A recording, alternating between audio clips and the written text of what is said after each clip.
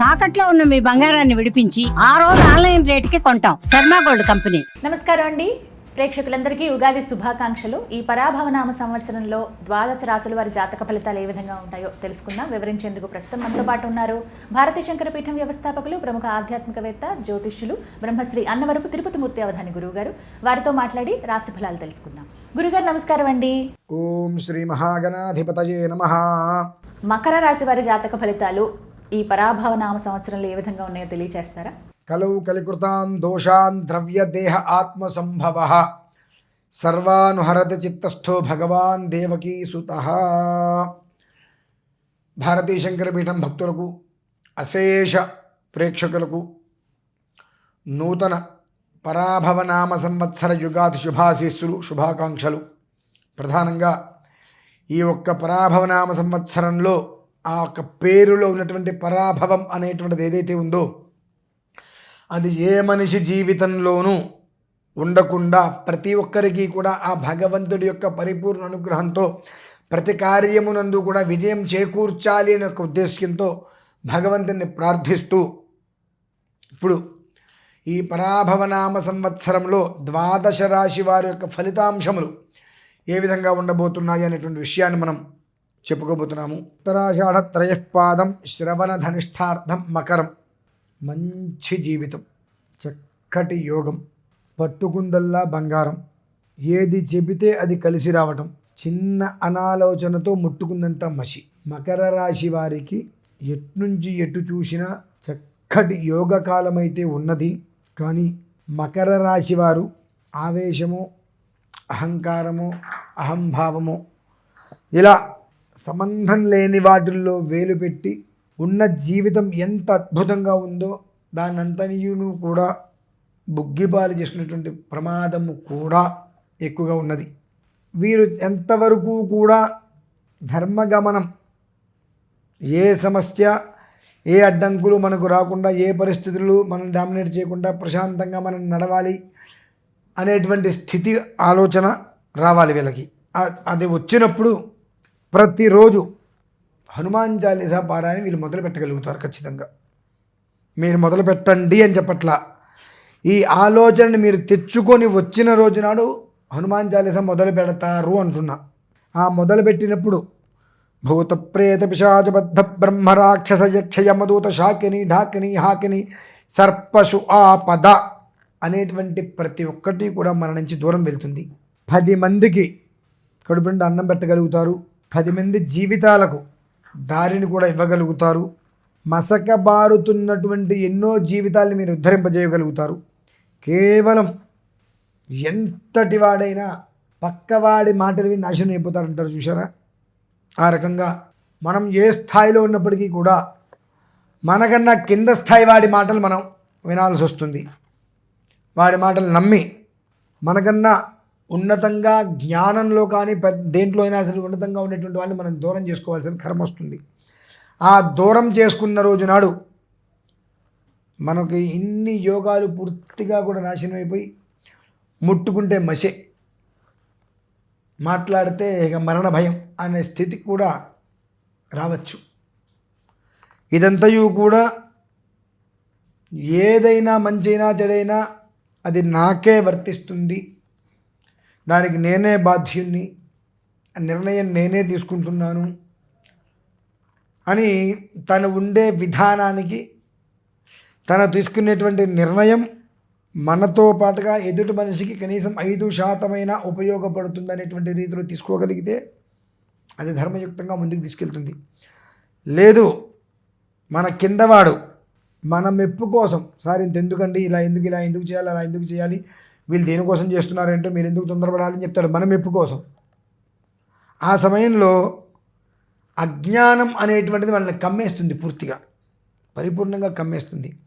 ఆ అజ్ఞానం అనేటువంటిది ఎప్పుడైతే మనల్ని కమ్మేస్తుందో జ్ఞానం చెవిటిదైపోయి మనకన్నా కిందవాడు, అంటే జ్ఞానంలో కిందవాడు అంటే వాళ్ళు రకరకాలుగా తీసుకుంటారు, ఆలోచన విధానంలో, జ్ఞానంలో మనకన్నా చిన్నవాళ్ళు చెప్పినటువంటి విషయాన్ని మన మెప్పు కోసం వాళ్ళు చెబితే దాన్ని పట్టుకొని మనం సజ్జనులని దూరం చేసుకునేటువంటి ప్రక్రియ కూడా ఎక్కువగా కనిపిస్తుంది.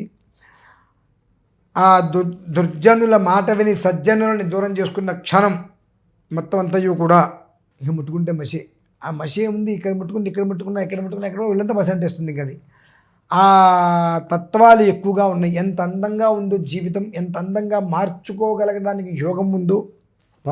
పరాభవనామ సంవత్సరంలో పరాభవం అనేటువంటి పదం రాని లేకుండా ఎంత అద్భుతంగా జీవితాన్ని మలుచుకోవచ్చు అనేటువంటిది చెప్పబడి ఉందో, అదే రకంగా అనాలోచనంతో చేసేటువంటి పనికి సదా ప్రాదుర్భావేషు సదా అనేకద పరాభవాలు పట్టం కట్టించుకొని పక్కన ఉండవలసిన పరిస్థితి ఏర్పడుతుంది. కేవలము అజ్ఞానులు చెప్పేటువంటి అజ్ఞానమైనటువంటి మాటని విని మనం ఆచరించడమే అక్కడ మనం చేసిన పాపం. అదేమన్నా పెద్ద పాపమా? ఒక ఐఏఎస్ హోదాలో కూర్చున్నప్పుడు ఇక్కడ మేము ఏది మాట్లాడినా అర్థం చేసుకునే పరిస్థితి ఉంటుంది. అంత స్థితిలో కూడా కర్మ అనుభవించక తప్పదో ఉన్నప్పుడు అటెండర్ని అడుగుతారు, దీని బాబు ఇదేంటంటే అందులో చూసి అంతా విని ఇందులో కానీ ఇబ్బందులు కనిపిస్తారు, సార్ మీరు దాని జోలికి వెళ్ళొద్దండి, చేయొద్దండి అంటారు. ఎందువలన నన్ను అడిగాడు కాబట్టి నేను గొప్పగా చెప్పాలి, మీరు ఇబ్బంది పడతారేమో అని చెప్తున్నా సార్, చెప్తేనే ఆయన దగ్గర మనకు గొప్ప పేరు వస్తుంది అని చెప్తాడు. దాన్ని మనం నమ్మేసేసి సజ్జనులను మనం దూరం చేసుకుంటాం. ఇటువంటిదే కర్మ ప్రార్థం అనేటువంటిది తీక్షణ వేగంతో మకర రాశికి ఉంది. అలాగే సజ్జన సాంగత్యంతో అల్టిమేట్ హై పొజిషన్ వెళ్ళేటువంటి స్థితి కూడా ఉంది.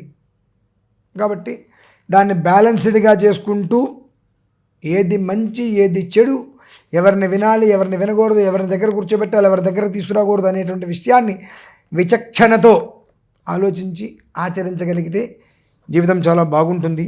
అలాగే అత్యంత ఆనందకరమైన జీవితాన్ని బాధామయం చేసుకోకుండా ఉండాలి అంటే ఒక్కసారి గ్రహ గమనాన్ని పరిశీలింపజేసుకొని ఎలా ఉంది, ఏంటి వాతావరణం, నక్షత్రాలు ఏంటి, లగ్నం ఏంటి అనే విషయాన్ని పరిశీలన చేసుకొని తద్వారా ఈశ్వరానుగ్రహంతో సుందరకాండ, మనకు రామాయణంలో ఉంటుంది సుందరకాండ, ఆ సుందరకాండని రోజు తక్కువలో తక్కువ 24 శ్లోకాలు కళ్ళతోటి పుస్తకం పట్టుకోవడం, రోజు పొద్దున్న స్నానం చేసి ఒక 24 శ్లోకాలు చదవటం, నమస్కారం చేసుకోవడం, అలా సుందరకాండ మొత్తం పూర్తి చేయగలిగితే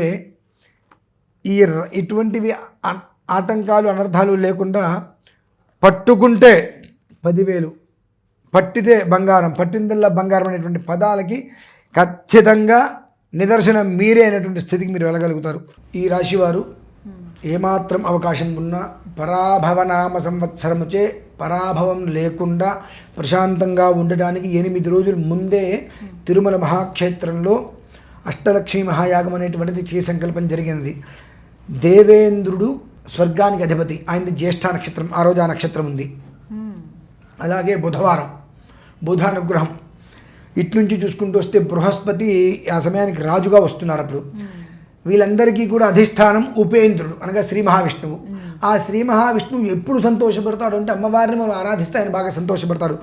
ఆ కారణం చేత తిరుమల శ్రీవారి యొక్క పరిసరాలలో అష్టలక్ష్మీ మహాయాగం అనేటువంటిది సంకల్పం జరిగింది కనుక ప్రత్యేకంగా ప్రతి ఒక్కరూ కూడా ప్రత్యక్ష పరోక్షంగా కానీ ఆ ఒక మహాకర్తులో పాల్గొనగలిగితే ఆ పరాభవము అనేటువంటి నామం నుంచి బృహస్పతి యొక్క అనుగ్రహం కలిగి ఆ శ్రీ మహావిష్ణువు తోడి ఉండి పరాభవము అనేటువంటి దాని నుంచి మనల్ని ఏమాత్రం అవకాశం దూరంగా ఉంచడానికి చాలా అవకాశం ఉంది కనుక అది దృష్టిలో ఉంచుకొని 12 రాశుల వారి కోసం ప్రత్యేకంగా నిర్వహిస్తున్నటువంటిదే ఈ యొక్క అష్టలక్ష్మి మహాయాగం 11వ తారీఖు మార్చి.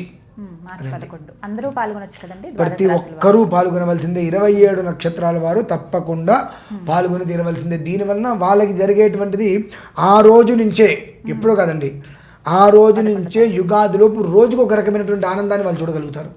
అది మాత్రం నేను ఖచ్చితంగా చెప్పగలనమ్మా. 1,000,000 విప్పపూలతో హోమం చేస్తున్నా. అద్భుతం.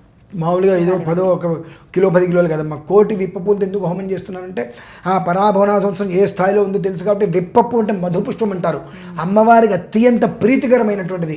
ఆ అమ్మవారి ప్రీతికరమైనటువంటి పదార్థాల్లో అమ్మవారిని సేవించి తద్వారా శ్రీ మహావిష్ణువు యొక్క అనుగ్రహంతో రాజుగారి యొక్క ఆశీస్సులతో క్షేమంగా ఉండాలి అని ఉద్దేశ్యం. చక్కగా వివరించారు. ధన్యవాదాలు గురుగారు.